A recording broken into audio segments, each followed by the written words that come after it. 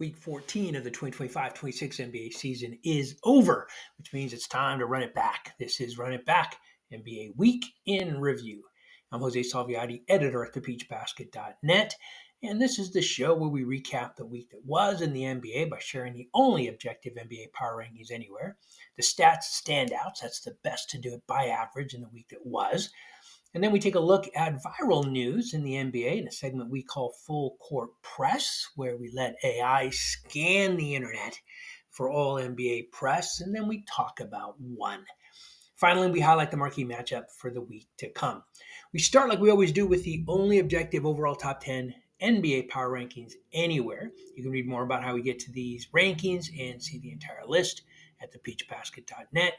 Let's take a look at the top 10 at the conclusion of week number 14. Now, there were no undefeated teams in week number 14, which is unusual. And the Minnesota Timberwolves were the only team to go winless at 0-2. We'll talk about what that cost them in the rankings. While the Miami Heat slid out of the top 10 from number 9 to number 11 after a 2-2 week. We start at number 10, where the New York Knicks make another appearance. They've been in and out of the top 10 all season long. The New York Knicks enter this week after a 2-1 week, jumping into the rankings on the back of a solid stretch of play. New York might be back. Number 9 are the Minnesota Timberwolves. We talked about them just a bit ago. They were the only team that didn't win a game this week. They were 0-2. The only team without a win in week 14, and it cost them. They drop to number 9 from number 7 last week. The number 8 team are the Toronto Raptors. They climb a couple of spots after a positive week, showing enough consistency to stay comfortably in the top 10. Things are going good in Toronto, certainly a lot better than I would have thought. That's a pretty good team. Now, speaking of pretty good teams, number 7 are the Denver Nuggets. Denver's close to getting Nikola Jokic back, and they certainly need him. They were 2-2 in week number 14, and it cost them 3 spots. They dropped from number 4 to number 7. Number 6 are the Boston Celtics. They slip a bit from last week's number 5 spot after an uneven showing. We talked a little bit about it on the Shot Clock Pod today with Steve Priscello about how their loss to Cleveland was a win for the Boston Celtics, but it still counts as a loss in the record books. So they do dip from number 5 to number 6. The new number 5 team are the Phoenix Suns. They move up from number 8, backing up their top-tier offense with just enough winning results to nudge them past Boston and a few others. The number 4 team also move up from number 7. These are the Houston Rockets.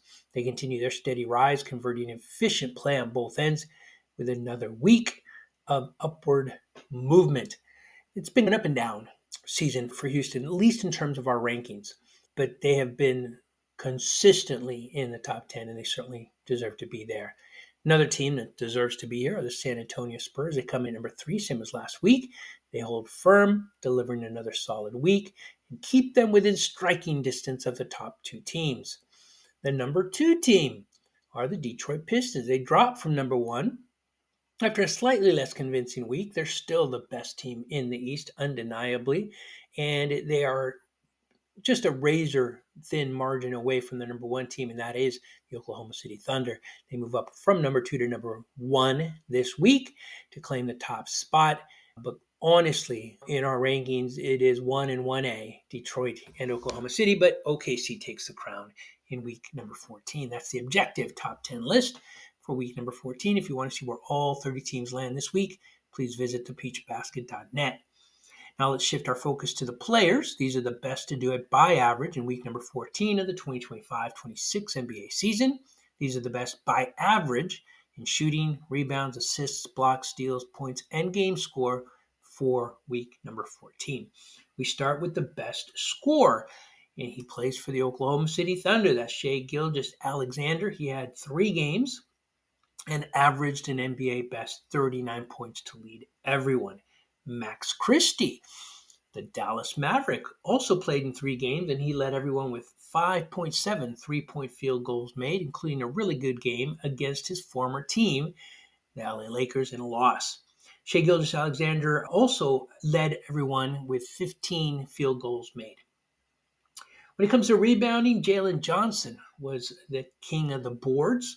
He led everyone with 16.3 rebounds over his 3 games played and also 13 defensive rebounds over the same 3 games played, while Marvin Bagley III played 1 game, pulled down 7 offensive rebounds to lead the association. Ja Morant, who looks to be on his way out in Memphis, played 2 games and averaged 12.5 assists to lead everyone in Week 14. There were 4 players to average 3 blocks in Week 14. That includes Colin Murray-Boyles, Rudy Gobert, Miles Turner, and Robert Williams. But only Gobert and Turner played 2 games. The other 2 only played 1, so they get the shout out for their 3 blocks on average in Week 14. Aaron Wiggins played 1 game, had 5 steals. That's quite a good game defensively. That led everyone in week number 14, and his teammate Shai Gilgeous-Alexander led everyone with a game score for week number 14 of 35.2. A really good game score for a really good player. Looking ahead to week number 15, the best matchup is in the West, where the San Antonio Spurs travel to Houston to take on the Rockets in a Texas-sized battle. The Spurs are doing all they can to inch closer to the top spot in the West, and a big road win will certainly help. But I imagine the Rockets, who are playing good basketball, will have other ideas. Should be a good matchup in the West in week number 15. Now we'll end with a segment we call Full Court Press, where we ask AI for its thoughts on viral, trending NBA press news as we head into week 15, and it came up with some good ones, as it always does. Ja Morant trade talk. We talked a little bit about that. Kawhi and the resurgent Clippers. Good conversation. Again, we talked about that in the Shot Clock pod. It also brought up this quirky all-fives stat that Igor Demon recorded not too long ago. 5 field goals, 5 threes, 5 defensive rebounds, 5 total rebounds, and 5 assists.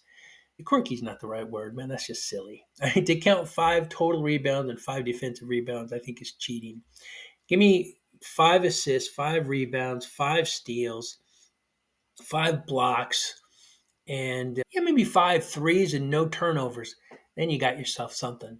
But apparently it's the first time we've ever seen that all-5 stat line, they're calling it. Yeah, an all-5 stat line. I think high 5 would be better.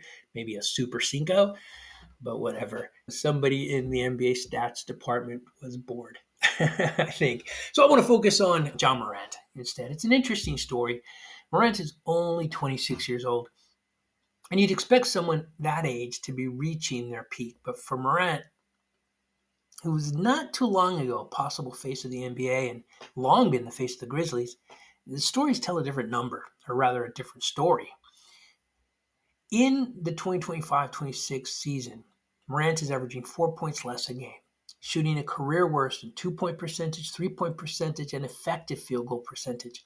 Oddly, he's averaging a career best, 90% from the line. But worse, he seems to have worn out his welcome in Memphis. Now we know, because he just told us and showed us, that he has a Grizzlies tattoo. We know he says he's loyal, but it isn't up to him.